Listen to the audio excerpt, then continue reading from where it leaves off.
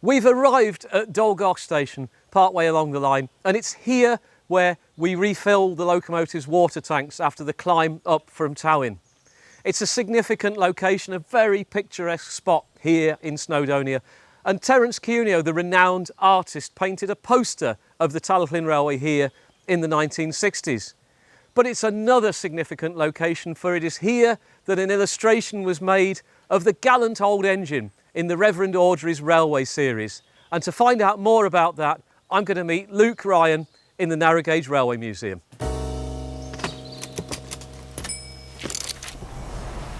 We've come to the Narrow Gauge Railway Museum at Talyllyn Wharf Station.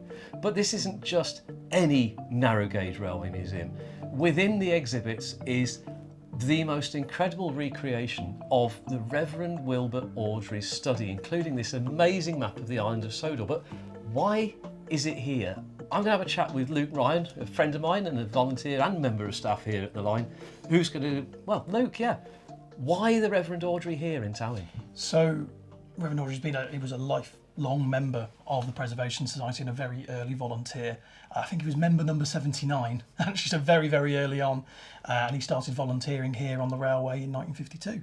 And following some pressure from Tom Rolt and others, started to kind of build up the idea of introducing the Talyllyn into the world of the railway series and the Thomas the Tank Engine stories. The Talyllyn becomes the model for Skarloey Railway, doesn't it? Yes, absolutely, yeah. So it's almost a fictional parallel. You'll find engines here, an engine called Sir Hayden in the stories is Sir Handel. So you can see there's a parallelism. And there's a bit of humour there as well, isn't there? Yeah. Well, in the collection here, there's some letters where he's writing about the origins of that name, and he says, well, it must be a classical composer because of Haydn, so it's Handel, and a common surname instead of Jones, Sir Haydn Jones, who the engine was named after. It's Sir Handel Brown, who's the owner of the Skarloey Railway. So it's all parallels, and it's all trying to promote the Talyllyn and the railway preservation movement through children's fiction books. And this is 100% genuine, isn't it? Absolutely. This is Awdry's study. The fabric. This is, yeah, the typewriter here, some of the stories will have been written on that. And this map dates from 1950 and evolved as he was introducing new locations on the island. It's a privilege to host it here, and by the wishes of the family, they were so happy to have it come here and keep a bit of a legacy going. Yeah, and that legacy is all around us because we've got his Farquhar branch layout, which goes out regularly. Yes, yeah. We take it to one or two model railway shows. It runs to a very strict timetable. He plotted the entire branch lines workings to figure out the movements on the layout, and it's got a commentary, so we always read that out and we run it exactly how the Reverend Awdry would have run it. Because it wasn't just the locos and things that inspired Awdry in the railway series with Skarloey, wasn't it? Some of his volunteering incidents, shall we say, happened, don't they? Absolutely, yeah. The actual stories in the books, probably the most infamous one is the story of Peter Sam and the Refreshment Lady, where no one quite knows what happens in the book. It's left very vague, but the train leaves and the Refreshment Lady's been left on the platform and she's very angry at Peter Sam. But in reality, we do, in fact, know it was Wilbert Awdry who left the Refreshment Lady behind at Abergwynowen Station. And she happened to be his landlady while he was staying in Talyllyn, so he didn't get supper that night. And the driver was her son-in-law. So he was also got told off. Immortalised in the railway series forever. A lot of the human characters in the Skarloey stories are all directly based on Talyllyn legends of old. There are some really special artefacts, and I think you've got one just on the desk, haven't you? Perhaps, yes. I'll be very careful. But here we have one of the Reverend Wilbert Awdry's own hand-built models of Thomas the Tank Engine. So this is a proper Awdry Thomas. Absolutely. Amazing. But you say one of the. Yes, so it would be so nice to say this is the definitive Thomas, but he made three, and this is the Mark III Thomas. The first Mark I was from a generic tank engine kit. As the years went on, he started to firm up the fictional history, because it's quite Tolkien-esque in that he wanted it to work with reality. Sodor's got a very firm place within the British Isles. Yes, because Sodor actually, the Bishop of the Isle of Man is the Bishop of Sodor and Man, isn't he? Yes, and that's a genuine historical, real geological name. It's not plucked out of thin air. It's between Yes, the Isle of Man and Barrow in Furness.